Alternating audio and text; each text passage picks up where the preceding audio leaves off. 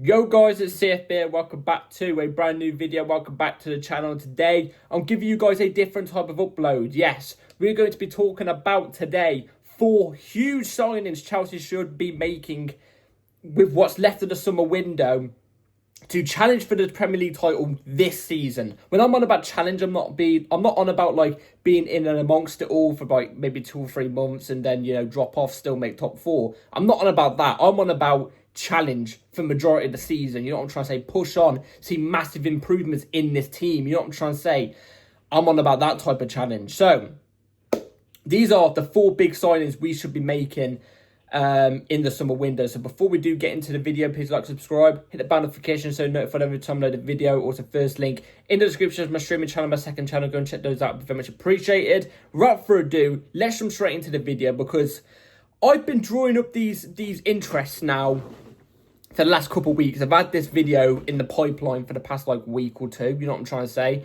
I've written down some names at times, some names I've taken off at times, some names I've put on, and then again I took them off. But these are the 4 names I think Chelsea should make, and these are realistic options, by the way, guys. These aren't options that are unrealistic or anything like that, going back in for Osimhen or something. You know what I mean? It's unrealistic now. It's realistic options that could happen or might not happen. Who knows? So let's start off with the very first option. And we're going to go with an attacker first because we know that we've been linked with an attacker. We know we're going to be making another attacker signing, especially with the possibility of an outgoing with a Jackson or an Nkunku potentially going as well. We will be making another attacking option signing. That's what I was meant to say. So the attacker I've gone with is Morgan Rogers. Morgan Rogers is obviously, it's going to be right there.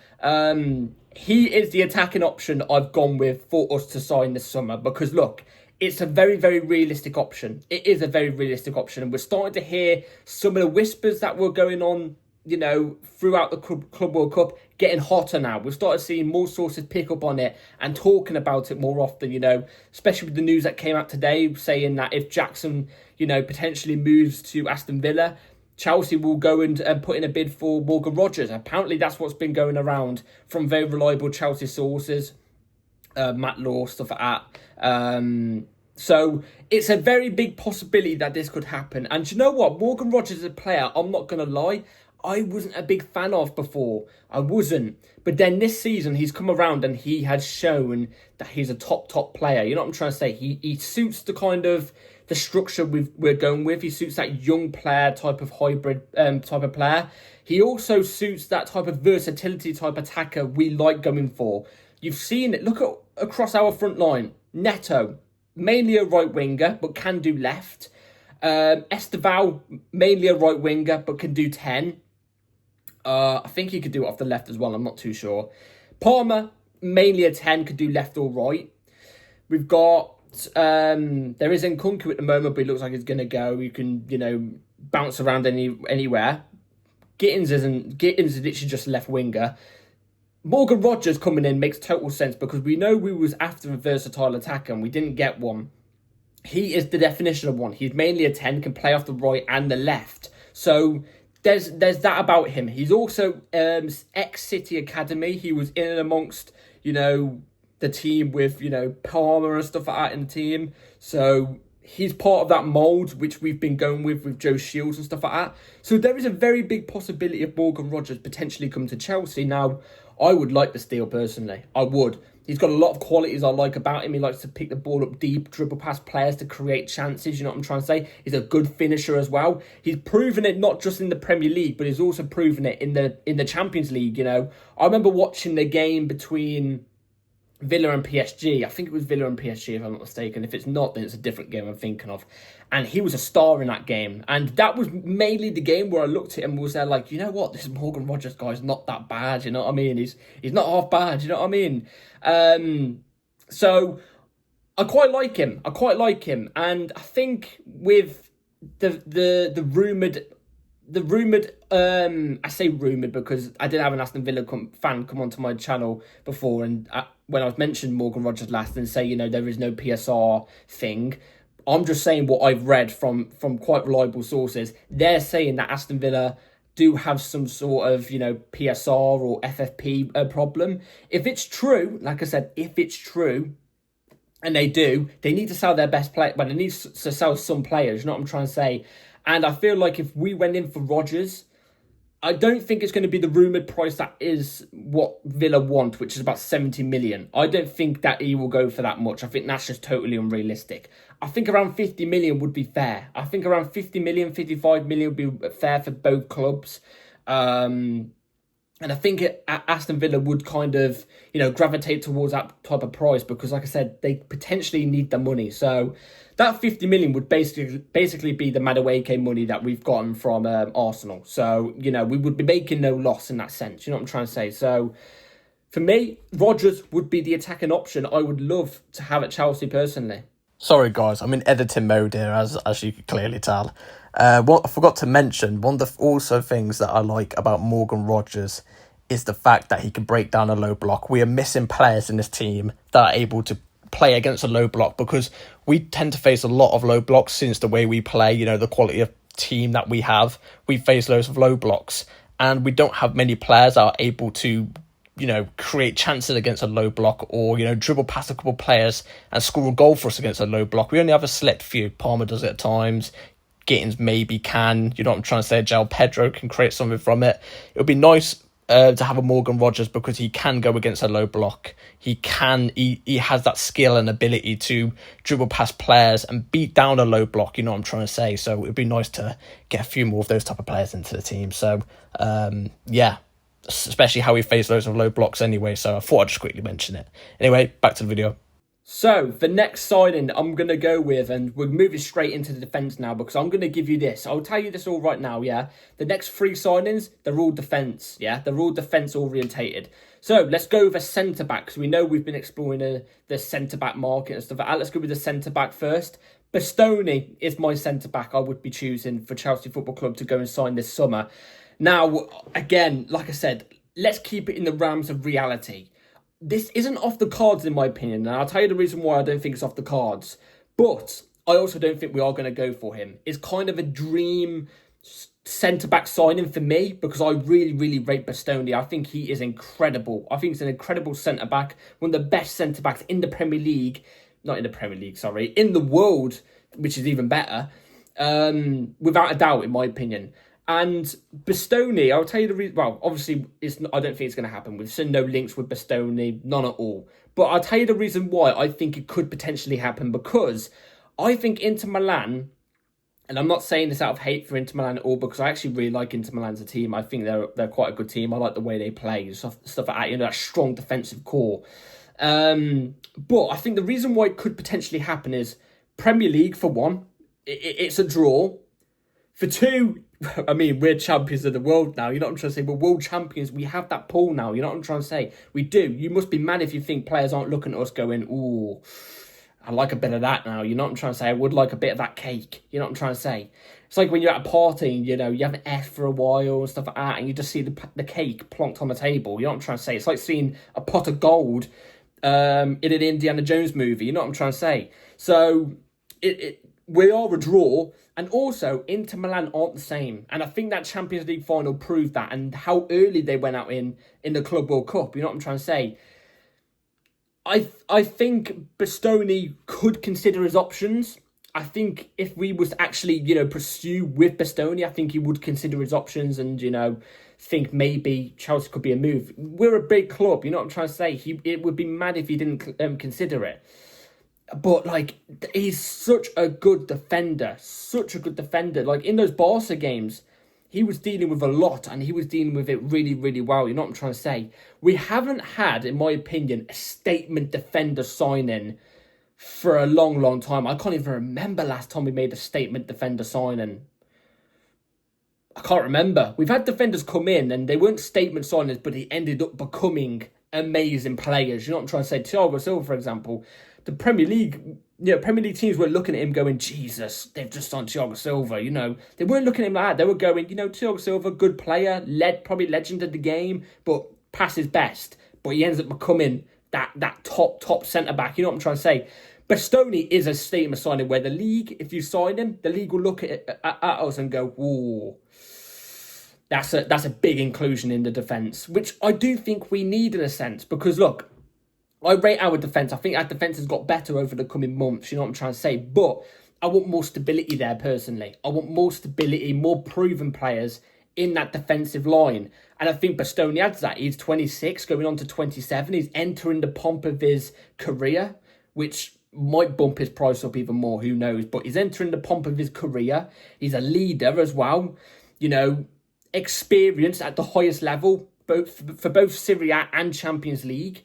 I would absolutely adore this deal. Absolutely adore this deal. But I don't think it would happen. I've got to be honest. But I think it is realistic if it was to happen. No, if we was to go for him, you know. Realistic price, I don't know. Like I said, considering he's entering the prime of his career, could be 70 million, easy. But I think we could be lucky at getting him for about 50, 55. Which is basically Jackson plus a couple loans, maybe. So he would be my defensive signing personally. I would absolutely love Bastoni. Absolutely love him. We'll have to wait and see, because we know we're on the centre-back market. Who we're going for, we don't know. Real quick, before I actually get on to my next one, I forgot to mention about Bastoni. One of the things I like about Bastoni so much is he's the classic modern-day defender, modern-day centre-back, but also he's got that old-school centre-back-ness about him. You know what I'm trying to say? He's one of those hard, strong centre-backs, you know what I'm trying to say, that will clash into you. They don't care, you know what I'm trying to say. One of the proper old-school centre-backs. But what he has about him that's modern is the fact that he can pass a ball. I think he could play right back as well, if I'm not mistaken. He can pass the ball. He's a good ball-playing centre-back. Barely makes mistakes on the ball. I've seen him score goals where he's dribbled past like 2 players from his back line and, you know, create chances from it. Or what I meant by scoring goals is he's dribbled from the halfway line and put it in bottom right-hand corner. He did it for Italy or something, I think it was. You know, it would perfectly go down in our system amazingly. I had to just quickly mention that about him, because I do rate his on the ball ability. You know what I'm trying to say, as a old school centre back as well. So it's a double whammy in that sense. Anyway, let's move on to the left back now, because I am putting the left back in. I think it's an obvious one. I literally spoke about him in the last video I posted on the channel. Gerald Hato. Hato for me as the left back signing. Obviously, he's a centre back at heart. He's a left centre back at heart. But he can do left back, and I think he suits, I mentioned this again yesterday, he suits our system down to a T, because he can play that left back role and, you know, tuck in as a left centre back. You know what I'm trying to say? Invert as a left centre back. It suits that role perfectly for him. You know what I'm trying to say? He doesn't mind doing centre back or left back, because he can do both to a really good degree. So Gerald Hato for me is a no-brainer. I think he's going to be relatively quite cheap as well. Maybe about 35 million. The most important thing about getting Gerald Hato into the team as well is the fact that he offers Cucurella cover. There's finally Cucurella cover there. You know what I'm trying to say? And I like that. I like that, because Cucurella, he's a player. What I like about Cucurella so much is because he's a player that can play pretty much 38 out of 38 games. He can. But you don't want your players to consistently play 38 out of 38 every single minute of every single game, because there's going to be a point where they get tired or they can become, you know, injury prone. You know what I'm trying to say? You can wear players down to the point where they become injury prone nowadays. At the moment, we've got no Cucurella backup. We've got nobody to offer that competition to Cucurella. I think bringing in Hato, I mean, it gives that competition. Cucurella is someone that inverts it into midfield. It gives Maresca that option of having somebody on that left-hand side that can invert not into midfield, but as a left centre-back. You know what I'm trying to say? It gives that option. Just like on the right-hand side, you've got Reece James who can invert as a right centre-back.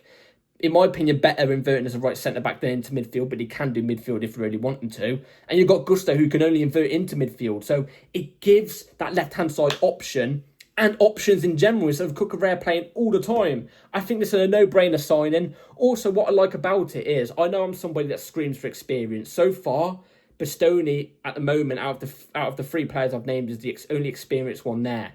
Hato, like I said, he's 19. But the reason why I don't mind this signing at all and him coming straight into the squad is because he's got decent experience already in the Eredivisie League and, you know, playing for Ajax. He's already got decent experience there. But that's not the thing. The point is the fact the person that's above him already in the team as a left back, right, is Cucurella, who's like 26, who's got already really good experience, played loads of minutes in the Premier League, many seasons in the Premier League. Obviously done the Club World Cup. He's played in the Euros. He's a stablemate national team player. You've got that experience ahead of him. So you've got Hato, who's a young player, learning off that experience. I do not mind this signing at all. I would be all for this. So for me, Hato, absolutely on that left back signing. You can use him as a left centre back if you really, really needed to at one point as well. I think we could potentially get him for about 30, 35 million, which is basically Renato Vega money, we will be selling. So for about 30, 35 million as well. So again, what loss are you making there? In my opinion, it's a must for Hato to come to Chelsea. So with all that being said, let's now move on to the last big signing I would be making if I was the Chelsea owners in this team. It's going to be the goalkeeper position. I've got to mention it. Mike Maignan. It's a no-brainer in my opinion. It's a no-brainer. I don't think we go back in for him, but it's realistic. If we went back in for him, I reckon Mike Maignan would come to Chelsea. And it's stupid the fact that we didn't get this deal done because we were scrambling over 3 million. The fact that we paid like 20 million for Amari Kellyman and he's not going to ever be used, he's going to be shipped out, yet we didn't pay the extra 3 million for Mike Maignan was bizarre in my opinion. We agreed personal terms with him. He was willing to come to Chelsea. And it unfortunately hasn't happened, but that's the big thing there. He was willing to come to Chelsea. It was Chelsea and AC Milan not being able to find a stupid deal. You know what I'm trying to say? That was all that it was. Otherwise, he would be the Chelsea goalkeeper right now. And look, Robert Sanchez may have had an amazing Club World Cup final game. Amazing game, you know what I mean? And you know what? If he's going to perform like that for us in the Premier League this coming season, I have no complaints. No complaints. But I'm sorry, I've got to mention this. You can't judge off one game. You can't. I would still want a top world-class goalkeeper coming in. Mike Maignan is the definition of that. He's 29. In goalkeeper years, he's like 24. You know what I'm trying to say? This is like the cat years. This is like cat years. You know what I'm trying to say? He's much younger than he actually is. You know what I mean? Actually, no, it's the reverse of cat years. Sorry, it's the reverse of cat years. For goalkeeper years, that's like 24. Goalkeepers could go on for a long, long period of time, especially at the top level. Mike Maynard's got loads of that. He's a leader. He's got top-level experience in the Serie A, winning Serie A as well, the Scudetto. Champions League experience too. For me, it's absolute no-brainer. He plays the modern way in terms of, his ball-playing ability, his distribution, really, really good. He's got good save percentage. His shot-stopping is obviously second to none. He's a top 3 or top 5 goalkeeper in the world. By that definition, he's world-class. He's world-class. So, for me, it's an absolute no-brainer, especially how he's rumoured for about 20, 25 million. I'm surprised no other clubs have looked at him and gone, ooh, 25 million for Mike Maignan. May as well go for him. I'm surprised no other clubs have done that. I think it's a must. No offence to Robert Sanchez. Like I said, I rate him for that one game, but you can't judge off one game. You've got to judge it based off the season. And last season, let's not rewrite history because of one game. Last season, Robert Sanchez was shit. You know what I'm trying to say? He was shit. Mike Maignan is a top 5 goalkeeper in the world. That's just real. That's just facts. This is all real. No BBL. This is all real. You know what I'm trying to say? So, for me, Mike Maignan is an absolute must. And like I said, just think about that. Mike Maignan at the back, with a Bastoni partnering him there. And then on the opposite side, you've got like a Levi Cole or something. With Gerald Hato backing up Cucurella. Our defence just improves tremendously just based off Mike Maignan and Bastoni. Because that top-level experience we can add to that back line, oh my God, would shut goals up like madness. You know what I'm trying to say? Like madness. So, I would love Mike Maignan at Chelsea. Like I said, I think it's realistic if we could potentially go for him. But I don't think we're going to go back in for him. I think we're generally going to stick with Sanchez now, which is unfortunate. But Yeah. Mike Maignan as well. The price that we could potentially get him for, we would have made back from the Petrovic deal, which obviously he's now officially signed for Bournemouth for about 25 million. We'd make that back. We'd make profit in a sense. You know what I'm trying to say? So I don't see why we don't make this deal. I really don't. But that is going to be it for my my 4 big signings I would love Chelsea to make. Obviously, there's only 2 inexperienced players there and 2 experienced players.